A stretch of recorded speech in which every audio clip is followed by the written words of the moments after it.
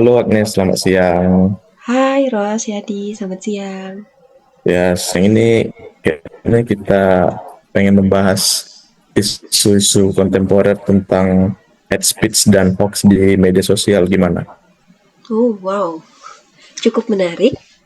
Tapi hate speech sama hoax, emangnya bedanya apa sih, Kak?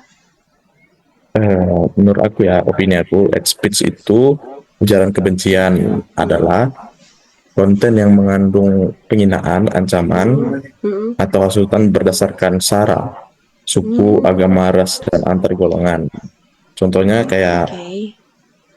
komentar rasis, body Iya. shaming, atau ancaman kekerasan. Sedangkan hoax atau berita palsu itu Mm-mm. adalah informasi yang sengaja disebarkan untuk menipu atau Mm-mm. memprovokasi pihak tersebut.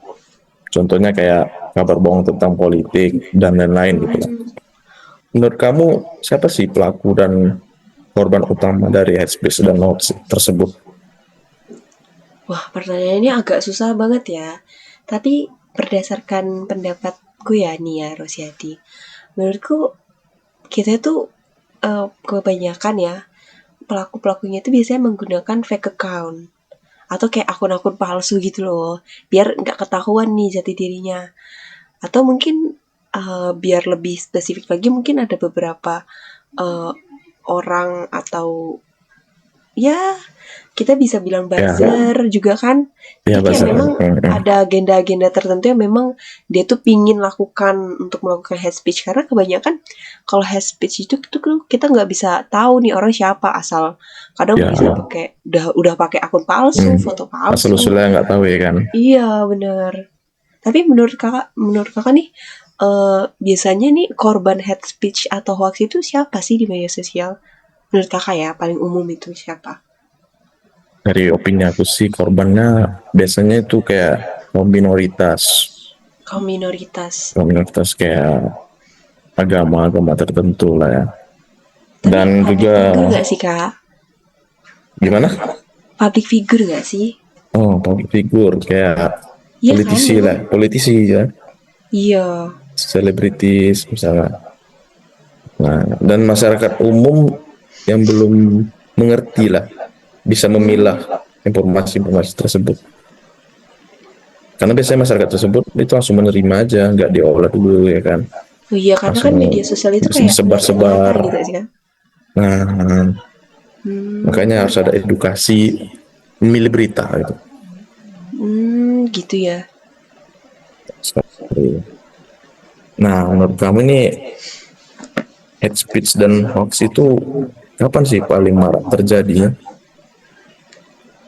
Kalau menurut aku ya, Kak, paling marak itu kalau misalnya ada kayak kegiatan atau momen-momen tertentu. Contoh, kayak kemarin pemilu. Jadi kan Ya, banyak tuh head speech-nya kan.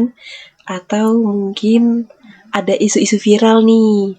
Kayak ya, misalnya contohnya itu kayak kemarin ada pegawai timah nah, yang iya, iya, nyinggung iya, iya. BPJS. Nah, itu Nah, jadi ya betul, banyak betul, betul. juga eh, pro dan kontranya, atau mungkin Nah, jadi kayak isu-isu agama gitu kan. Jadi ya, kayak ada momen-momen sensitif yang memang menjadi pemicu si hate speech ini gitu. betul, betul, betul, betul. Tapi ada nggak sih, Kak, fakta dari eh, penyebaran hate speech atau hoax di Indonesia, Kak? Dari yang aku baca nih ya, Agnes, Mm-mm. dari artikel Kominfo nih tahun 2023 terdapat ada 5.000 lebih berita hoax yang beredar di tiap tahun di Indonesia. Oh ya, 5.000 Ya, lebih. mm, Wow. Mm-mm. dan juga hate speech ini meningkat 40% Mm-mm. setiap tahunnya berdasarkan data dari Meningkat SafeNet 40% setiap ya. tahunnya, Kak. Betul, makanya Wow. harus ada edukasi kepada kita masyarakat umum ini. Betul.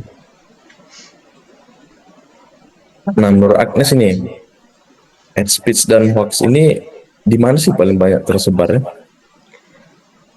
Media sosial pastinya kan, Kak, karena kita tadi bahasnya media Ya dong. sosial. paling kencang itu sekarang penyebarannya itu di TikTok, mungkin menurut pendapat saya ya. Penyebaran paling kencang itu di TikTok, kemudian di Twitter, karena kita bisa kayak ngelihat apa yang trending hari ini. Bisa juga mungkin di Facebook, kan orang-orang bebas menyuarakan pendapat gitu. Jadi bisa dibagi, ada hate speech ini bisa menurut aku tuh ada mungkin dia di platform yang tertutup, mungkin seperti grup WhatsApp atau mungkin grup-grup Telegram gitu, grup yang memang nggak semua orang bisa akses, tapi yang lebih bisa privasi melakukan ya. hate speech. Iya bener di situ Kak. Dan ada juga di platform yang terbuka kayak tadi aku sebutin, kayak TikTok, mungkin Twitter, Facebook atau apapun itu. Tapi ada yang lebih sensitif biasanya, ada yang kayak isinya tadi kan aku bilang oknum-oknumnya ini oknum yang suka pakai akun palsu nih Kak. Biasanya mereka juga ada di forum-forum yang orang tuh nggak bisa melihat user apa sih yang ngasih tahu ini gitu. Biasanya kayak bisa kayak Reddit gitu, atau mungkin kalau kakak pernah pakai itu Discord. Sebenarnya Discord itu kadang itu bisa jadi platform tertutup juga sih Kak, tapi bisa jadi ke forum anonim gitu, karena Anonymous. kalau Discord ini itu kita bisa setting nama aneh-aneh yang tidak ada kejelasannya ya. Iya, nggak ada kejelasan, agak ekstrim. Betul. Tapi kenapa ya Kak biasanya hate speech sama hoax ini tuh bisa berbahaya buat kita menurut Kakak? Hate speech dan hoax itu sangat berbahaya jika kita tidak bisa memilihnya gitu. Dan kita salah satunya ya bisa merusak demokrasi kita, misalnya memecah belah masyarakat. Yang kedua ada ancaman keamanan, bisa memicu kerusuhan, contohnya kasus Saracen di Indonesia. Saracen. Ya, Saracen. Oh, kamu tahu nggak pernah Saracen? Jujur aku nggak ngikutin sih Kak. Ya sih, aku pun cuma baca-baca aja, dan aku tidak menyebarnya untuk ya kan. Aku baca aja.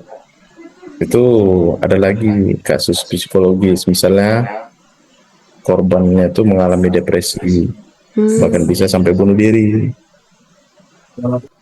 Kan tadi kita sudah membahas mengapa hate speech dan hoax itu berbahaya kan Mbak Agnes. Nah, ini bertanya nih, bagaimana sih cara kita melawan hate speech dan hoax tersebut? Adakah cara efektif yang lebih mudah? Menurut pendapatku ya Kak, ketika kita mendapatkan hate speech atau hoax dari kita, aku bagi dulu deh ini Kak. Kalau misalnya kita dapatkan konten nih, konten ini kita lihat, terus kita itu ingin tahu ini hoax atau enggak gitu ya kan Kak.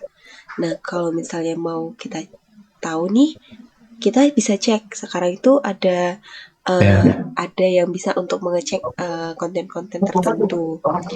Ketika kita cek dan ternyata apabila ini hoax, kita bisa blokir dan laporkan akun tersebut yang menyebarluaskan hoax ini. Nah, sehingga kalau misalnya sudah dilaporkan kan sudah tertangani. Nah, kalau hate speech ini kan kalau hate speech menurut saya itu kayak ketika kita mendapatkan konten-konten emosional nih, biasanya hate speech itu ketika kita mendapatkan konten yang bertentangan, jadi sehingga ingin membuat kita kayak pingin komentar negatif aja gitu bawaannya. Emosional. Iya, emosional kita terguncang gitu kan. Jadi ketika kita mendapatkan konten-konten emosional ini, yang pertama kali kita lakukan itu ya jangan dulu sebarluaskan.